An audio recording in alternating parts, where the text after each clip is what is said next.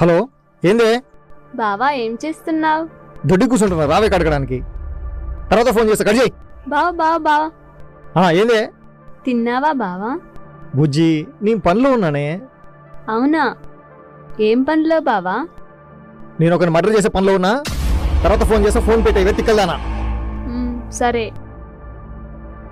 ఏంటి ఇంత కోపంగా ఉన్నాడు? మూడంతా చెడగొట్టేసింది.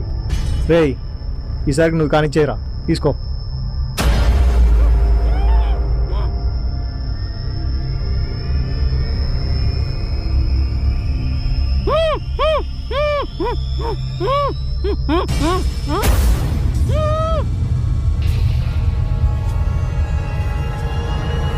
రేయ్, ఈరోజు ఏ వారం రా?